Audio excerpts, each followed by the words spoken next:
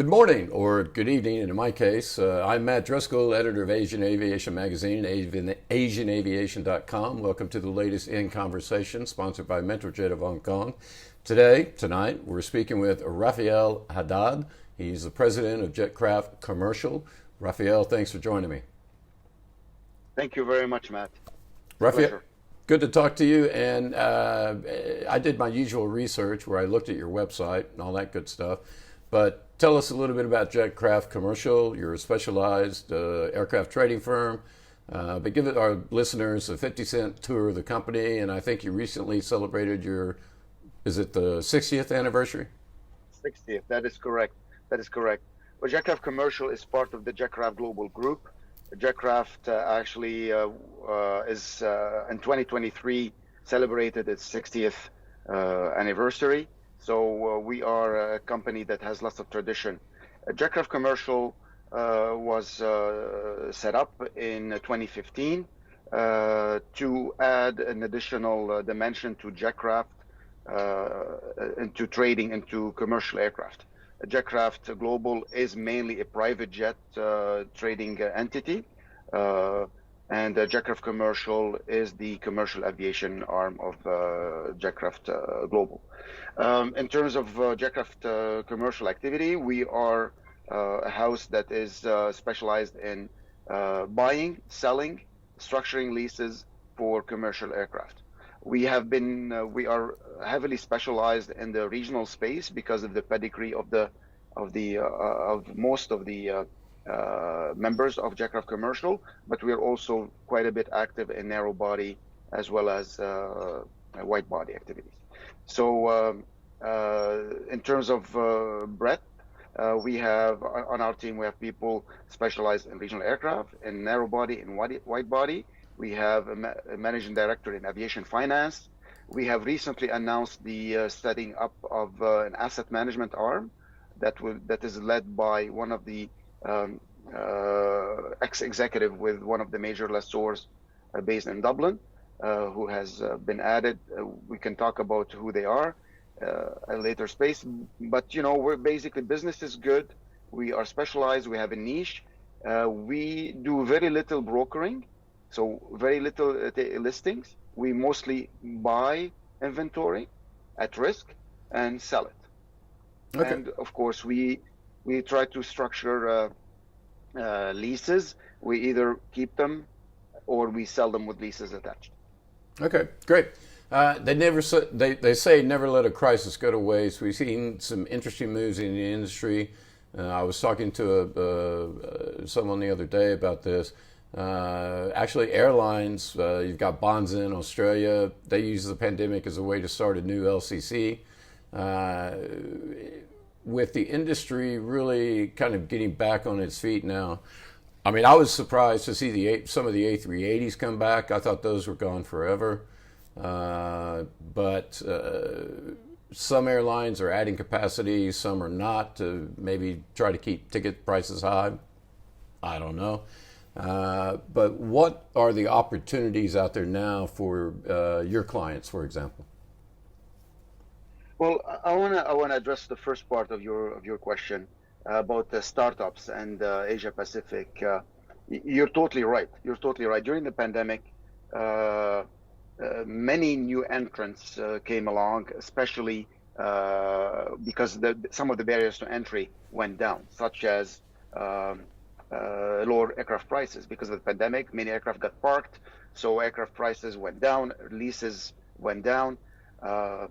So interesting enough, you're right, the Asia Pacific region, 63% of all the startups of 21-22 were in the Asia Pacific region.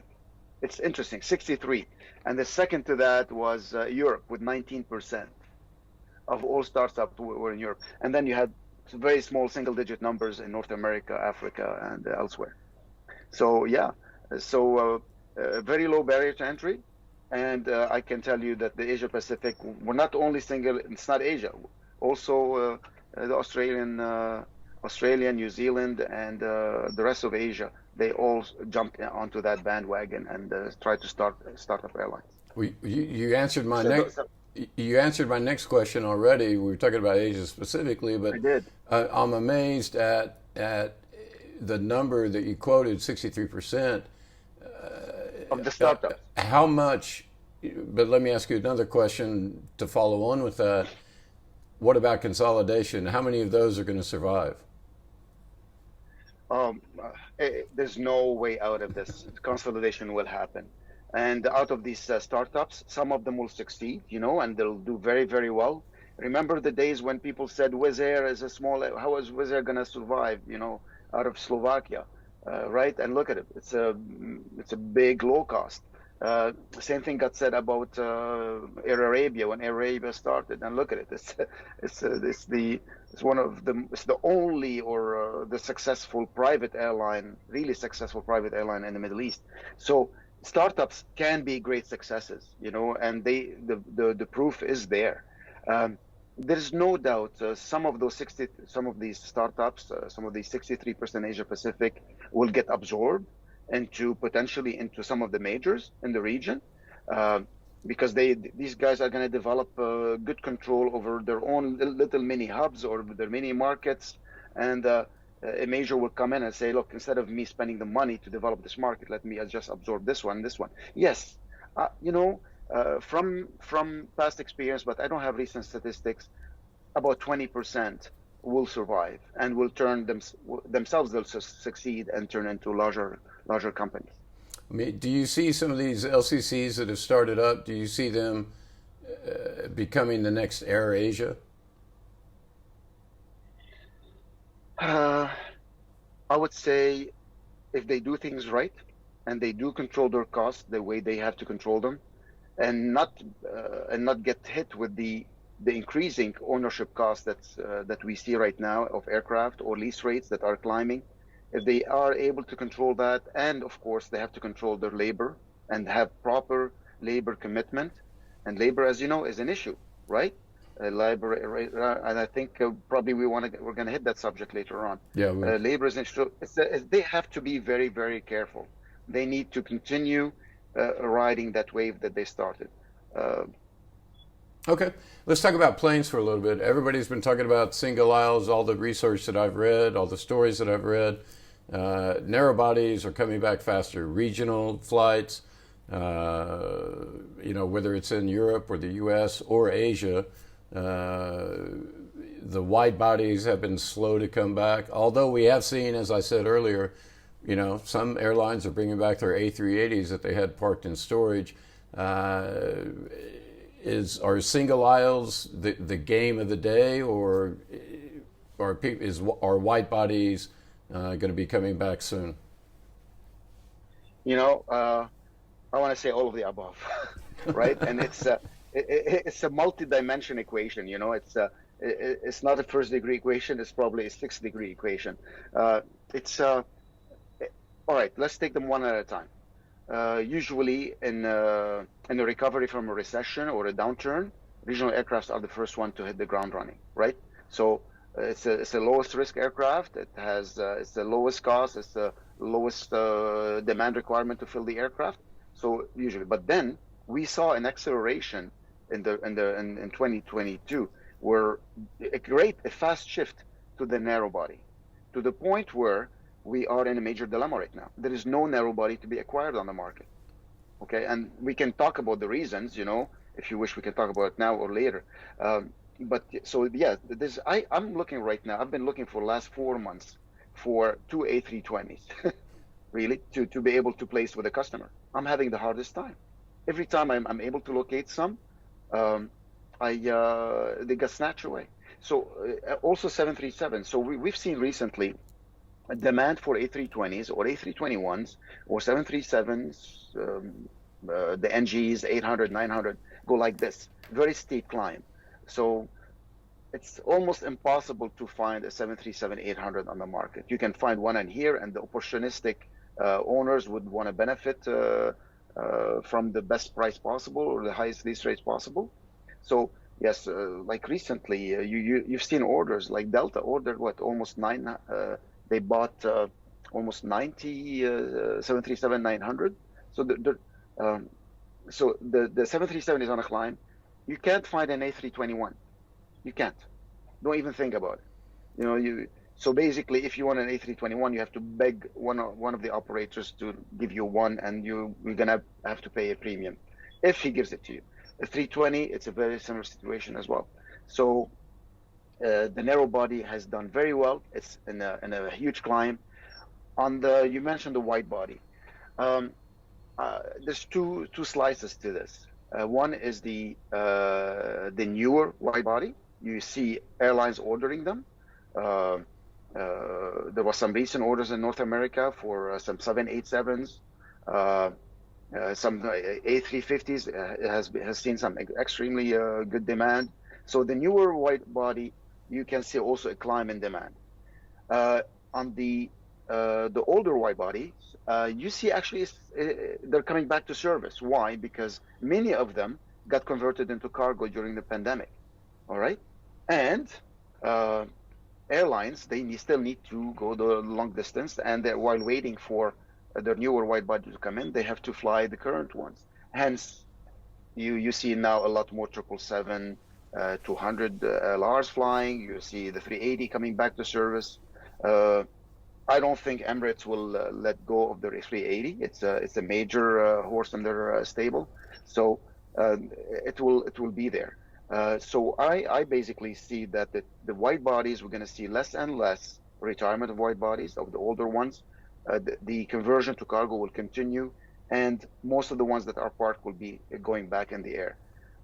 Of course, there's some work, some cost to be done, and some maintenance work to be done on these aircraft, and that's another challenge. By the way, we can talk about the MRO situation later on. So just to sum up, a huge demand on wide bodies, on narrow bodies. The new wide body is going up, and to a lesser degree, the older wide body are heading back to market. And I mean, your point about, you can't, I mean, you have to beg, borrow, or steal an A320 or an A321 or 737, whatever.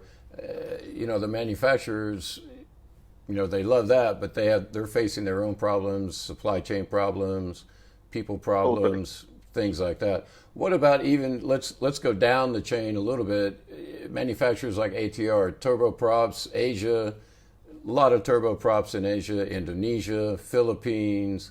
I actually flew an ATR to Cebu in the Philippines one time. It was great. I like the plane. I think it's a great plane. How do you see them? I know you're in the bigger planes, but how do you see them coming around? No, I'm actually in those planes a lot. Okay. We just bought 3, and we've already sold them, and now we're buying another 2, and we already sold them. And actually, we're in the market right now buying -8 400s as well. So yes, the ATR has a very good spread in Asia Pacific. The ATR has done a very good job. The -8 400 is also very available, but not as much as the ATR. There's no question about that.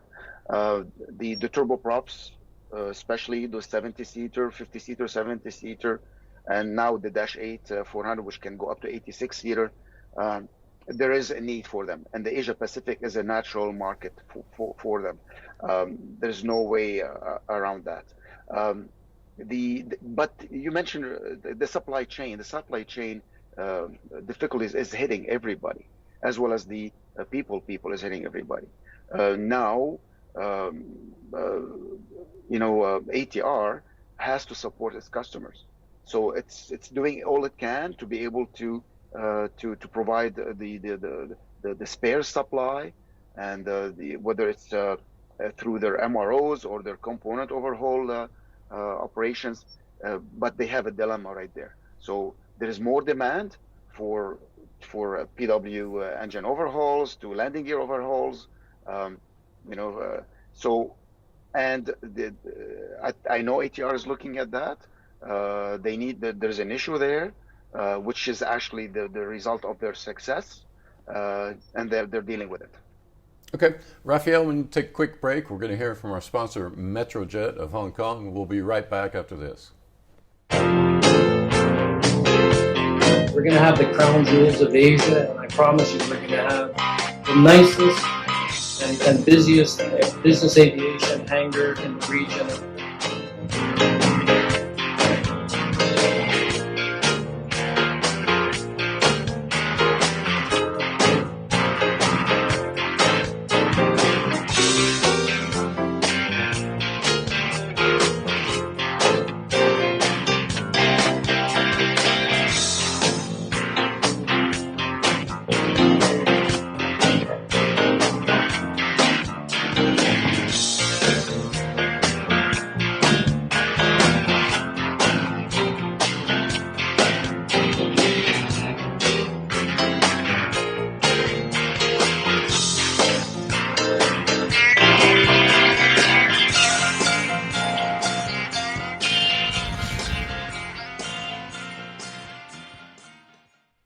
And we're back. We're talking with Raphael Haddad. He's the president of Jetcraft Commercial. Raphael, we were talking about, planes, obviously, about new generation aircraft. And I kind of feel silly a little bit asking this question, but are you seeing airlines looking to refleet with the newest planes, which they can't get, apparently? Or are they going to try to bring back, and maybe let's talk about narrow bodies, are going to try to bring back some of those narrow bodies out of storage, and we talked about the A380s already. But how do they balance between the new orders and bringing back aircraft from storage? Do they even want to bring them back from storage? Yes, and yes. First thing is I need to mention the fact that during the pandemic, many narrow bodies got retired, and especially the older ones. Okay, the older ones got used to create the support chain that which stopped during the pandemic. So they needed to get the supply of parts and so basically a big chunk of the older narrow body got retired, that got parted out.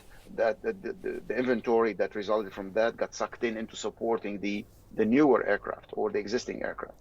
So and then you see in 2022 there was a race from the airlines to go to Airbus and Boeing and soon others, and we'll talk about that in a second, to get as many aircraft out of the new production lines.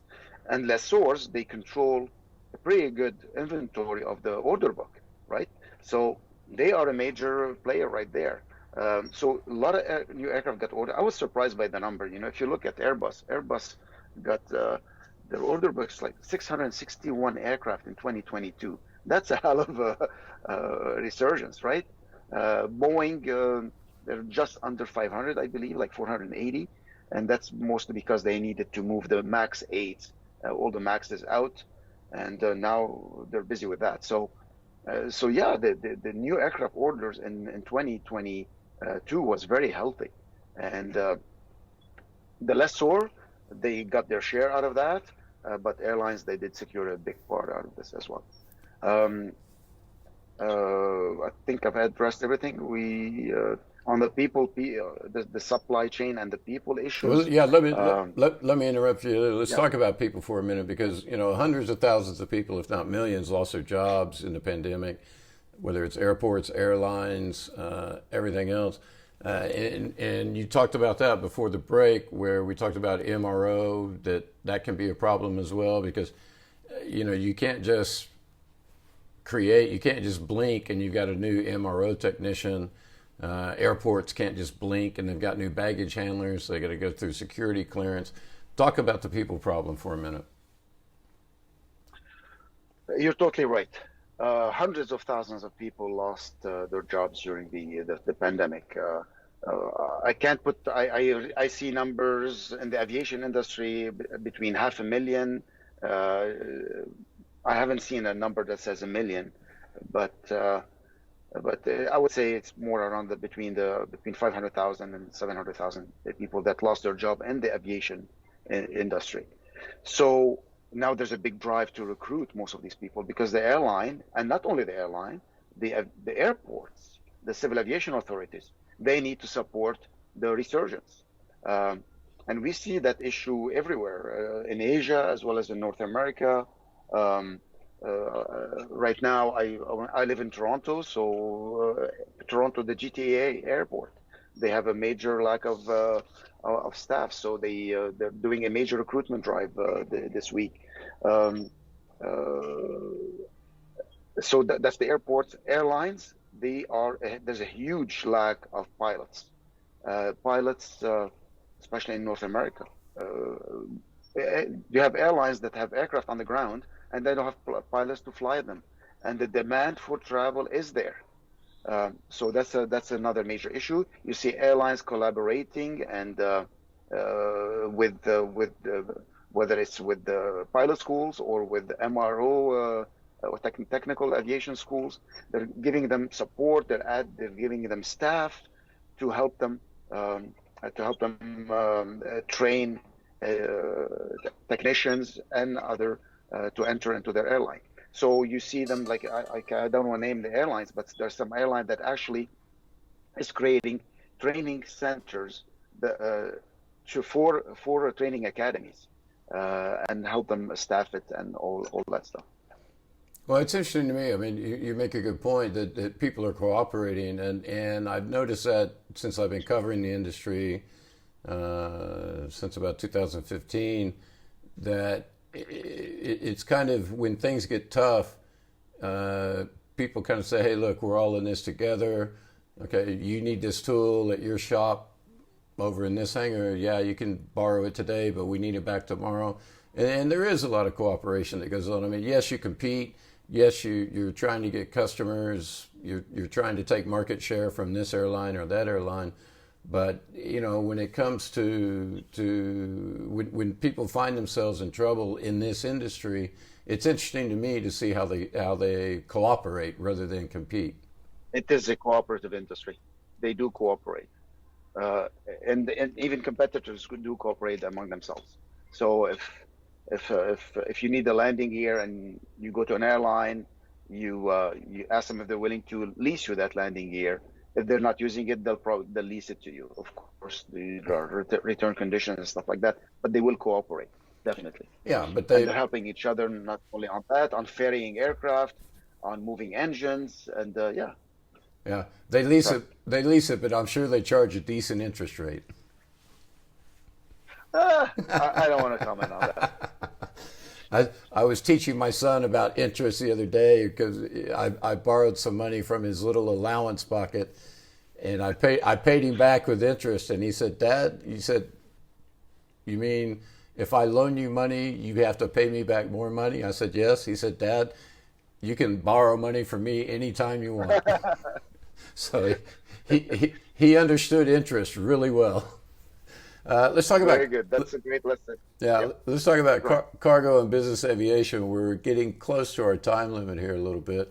Both of those sectors really took off at the beginning of the pandemic. Cargo sort of maintained itself during the pandemic, did really well. Business aviation at first, everybody jumped on their private plane. They went to Florida.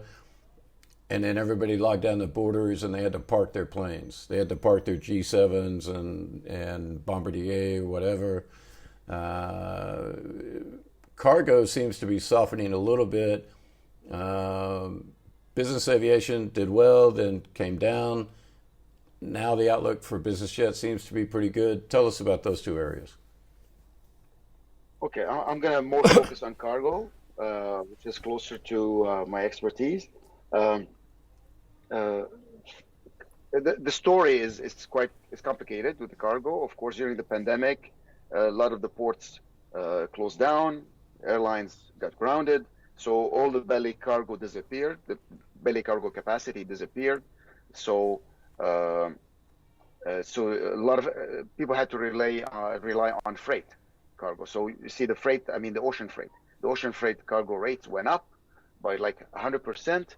Which it came close to almost like air freight costs. So then airlines, of course, belly cargo is not there, but there's a requirement for PPEs, and they needed to complement. They saw the rate of the ocean freight to be very high, so it gave them an opportunity to do to supply the world with a similar priced rate for moving cargo, but faster. So a lot of airlines they got into the what they call the freighters, and then the actual freighters. They were able to charge a higher rate. Okay, so yeah, rates went up. Then when airlines started coming back into service, the belly cargo came back to its availability. So belly cargo became available. So what that did is it sucked some of the capacity that went to the ocean freight. Ocean freight rates went down. So it's a cycle. Ocean freight went down. That had a direct effect on the air freight, where air freight rates also went down. So we're going back to our natural state, I would say, the natural state where the freight is getting spread on ocean, on air freight, cargo airlines, and the belly cargo. So we're coming closer to the normal rate over for moving freight, for moving cargo. At the same time, more and more cargo aircraft start hitting the skies. However, that capacity got sucked in by the like of Amazon and FedEx, because now people got used to receiving their merchandise very, very quickly, and the globalization in manufacturing is still there, right? So there's more regionalization right now, but it's still there. So I would say demand for the pricing of cargo went back to its natural state. Demand is stabilizing. It's still on a positive side, so it's still there. Okay, I have a quick question, because you mentioned FedEx and all this, and I have a theory, because I watch Jeff Bezos a lot, and Amazon and all that. They've got Prime Air now, and how many planes do they have? 10, something like that? I think so. It's around that. Yeah, 9, 10 planes. Yeah. I would bet money that at some point Amazon is going to take over FedEx or someone like that. Would you agree or disagree? I think it makes total sense, because Amazon is into many fields, and they try to, every time they enter a segment, they try to be dominant in it. So from learning and watching Jeff Bezos and how he's doing it, or now how Amazon actually, because he's not as present as before, they're not going into air freight without dominating in it. So if I was FedEx or DHL or the other, I would say, hey, I need to be careful here. There's a new entrant, and very soon Prime will not be shipping only Amazon destined goods. They're probably going to be shipping other people's goods. I have no doubt about that. That's the nature of their business, is to dominate every segment they're in. Yeah, I see that in their everywhere. I just honestly, I mean, when they started buying their first planes, I said, okay, they're going to get experience, they're going to learn how to operate, or learn how to operate these planes efficiently, get them where they need to go on time, et cetera, and I honestly think. And I think it's probably going to be sooner rather than later. At some point, they'll make a bid for FedEx or whatever. I don't know if they'll make a bid for FedEx, but they'll bid for someone. Yeah. Or they'll just do an intrinsic, growth. I wouldn't be surprised to see Prime a 50 aircraft company in 5 years from now. Yeah. Interesting. Quick question. They have money. They have the capacity. Yeah. Quick question. Is aviation ready for the next pandemic when it hits? This is not the first one we've gone through. You had SARS, you had MERS, we had the 1918 Spanish flu, which was actually not Spanish origin if you read your history. But part of the problem is there's still a lack of these global standards for things like digital health passes. You had the IATA travel pass. You had other people that other company, IBM came up with a pass. What's it going to take for governments and aviation to get together? I mean, I was grounded for 3 years, basically. I just took my first trip a year ago in March. You know, and from 2019 to 2022, I was grounded. How can aviation convince global governments that grounding airplanes is not the way to go? Because by the time they close the border, the virus is already there. Totally. First point is you're right. This is not the first pandemic. It's not going to be the last one. Okay, humanity, through history, we get a pandemic, a big one every 100 years. Maybe it's going to accelerate. I don't know, but or maybe slow down because of the progress in the medical fields. But look, the technology is there. Okay, you mentioned the health passes and the IATA digital ID technology is there. There are some companies that, like, there's one company here in Toronto called 137 ID. They specialize in all of this stuff. Their technology is there. They're ready to go. The matters now is with the governments. It's more about regulatory matters and compliance and privacy and all of that stuff. So in terms of technology, we are there. Some is getting applied. As you can see, if you go through some airports, you have now these retina scan, and you're in, or scan the passport. Actually, they already have all of our data, right? Like, especially in the West, they know everything about us. They all have the scans of our retina, and there is a huge exchange of information between the government bodies around the world. So technology is there, and also processes are there now. Basically, they have already proved that there are cleaning and cleansing procedures that are very effective. So whether for the aircraft or for the passengers or for the terminals, so they have proved that exists and they can deal with the pandemic. They also have viral screening. So they have basically perfected some of the airport on how to do a viral screen real quick. You land, you get screened very quickly, and you're out the door, or you get a result immediately, and they let you through or they don't let you through. So in terms of technology, processes, we know what to do. Now it's a matter of the governments agreeing among themselves on what to do with this process that we have discovered or set in place, or all that technology that we have at our fingers to be able to apply to keep the movement of passengers streamlined. That's what it is. Yeah, I tell you, it's amazing. During the pandemic, my wife flew to France to see her family, and I had to print out. I think I killed 2 or 3 trees, printing out all of the paperwork for her, to the different paperwork for Singapore and France, and then she had to go to the U.S. for something, and it was different paperwork for that.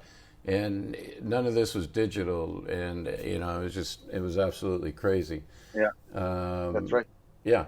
And the time she had to spend waiting in line and getting the tests and all of that stuff. Yeah, and airports, they can't afford to do that. I mean, and which also creates another problem, because you have 5,000 people waiting in line for something, and that creates a perfect environment for more viruses to circulate and so on and so forth. Anyway, let's talk. I'm tired of talking about COVID these days, Raphael. I always like to end these on a positive note, and we're running out of time. Look into your crystal ball. What do you see as positive for the industry, say, this next 6 months, next year from now? Okay, we have to be positive, but at the same time, we can't kid ourselves, right? So, in terms of positivity, the aviation industry is doing very well. We see finally on January 8th, China is out of the lockdown. We see more activities. We see now airlines, European airlines, planning to come back to China. Let's not talk about what others are doing, but there's positivity there. On the other hand, the airlines in North America and Europe are doing very well. Some of the domestic markets are almost pre-pandemic. Now some people are getting too excited, saying, "Oh, we're going to be at the pre-pandemic level by end of 23." I doubt it. There's too many things happening, like the Ukraine war, and other conflicts that are boiling up here and there. So I would stick to my initial prediction and to the initial predictions of the other guys who know what they're talking about, that we will reach pre-pandemic later in 24. Okay, and airlines will come back and get recover their losses by 2030. So we're going in the right direction. Aircraft are flying. Orders are coming in for new aircraft. Lessors are very busy. People are sick of being home. They're getting on airplanes. They don't care if there's a lineup or there's no lineup. Airports are hiring again. You see what the UK airports are doing. We see what North American airports are doing. Asian airports are spooling up. So there's a huge sense of positivity that's going around the world. And I encourage everybody to fly and get out there. It is safe. If you want to feel safer, just put your mask on, but get back in the air. Put your mask on and get vaccinated too. Get vaccinated. I am vaccinated. Whether I disagree with it, I don't disagree. I needed to travel. I need to protect myself. Oh, all right. Raphael Haddad, president of Jetcraft Commercial, thanks for joining me in conversation. Thank you, Matt. It's a pleasure.